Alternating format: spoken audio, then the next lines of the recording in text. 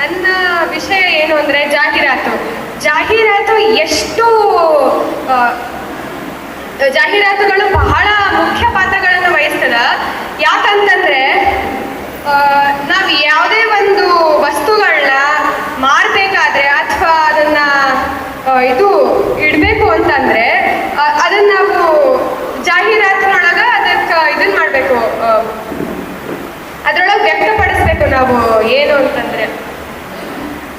ಆಮೇಲೆ ವಿವಿಧವಾದ ಜಾಹೀರಾತುಗಳಿದೆ. ಅದರೊಳಗೆ ಒಂದು ಜಾಲತಾಣಗಳ ಬಗ್ಗೆ ಹೋಗ್ತೀವಲ್ಲ, ಊರುಗಳಿಗೆ ಹೋಗ್ಬೇಕಾದ್ರೆ ನಾವು ಅದ್ರ ಬಗ್ಗೆ ನಮಗೆ ವಿಷಯಗಳನ್ನ ತಿಳ್ಕೊಳ್ಳಿಕ್ಕೆ ಅದ್ರ ಬಗ್ಗೆ ಜಾಹೀರಾತುಗಳಿರ್ತದ. ಅಥವಾ ಒಂದು ವಸ್ತು ಸಾಬೂನ್ ಬಗ್ಗೆ ತಿಳ್ಕೊಬೇಕು ಅಂತಿದ್ರೆ ಸಾಬೂನ್ ಬಗ್ಗೆ ತಿಳ್ಕೊಬಹುದು. ಅಥವಾ ನಾವು ದಂತಧಾವನೆ ಮಾಡಬೇಕಾದ್ರೆ ಇದು ಯೂಸ್ ಮಾಡ್ತೀವಲ್ಲ, ಅದನ್ನು ತಿಳ್ಕೊಬಹುದು. ಬಹಳ ವಿಷಯಗಳನ್ನ ನಾವು ತಿಳ್ಕೊಬಹುದು. ಜಾಹೀರಾತುಗಳು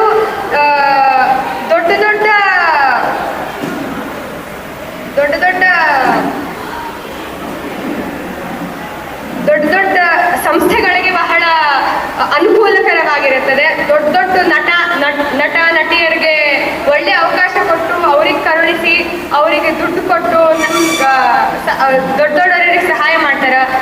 ಅಥವಾ ರಾಜಕೀಯ ವಿಷಯಗಳು ಇರ್ತಾವ ನೋಡ್ರಿ, ರಾಜಕೀಯ ವಿಷಯಗಳನ್ನ ಪ್ರಚಾರ ಮಾಡಬೇಕು ಅಂತಂದ್ರೆ ಜಾಹೀರಾತುಗಳು ಬಹಳ ಮುಖ್ಯ ಪಾತ್ರವನ್ನು ವಹಿಸ್ತದ.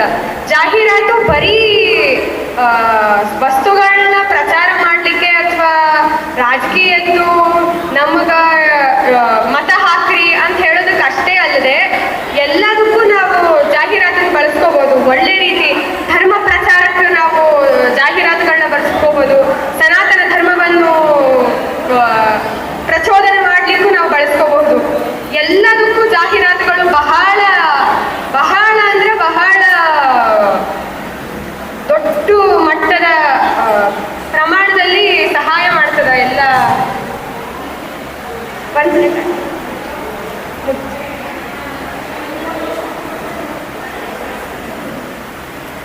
ಜಾಹೀರಾತುಗಳು ಎಷ್ಟು ಪ್ರಶಂಸನೀಯ ಗೊತ್ತಾ.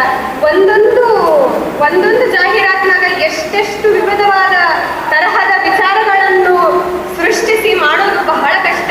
ಅಷ್ಟೆಲ್ಲ ಸೃಷ್ಟಿ ಮಾಡಿ ಅದನ್ನ ವ್ಯಕ್ತಪಡಿಸ್ತಾರಲ್ಲ, ಅದು ಬಹಳ ಚೆನ್ನಾಗಿರ್ತದ.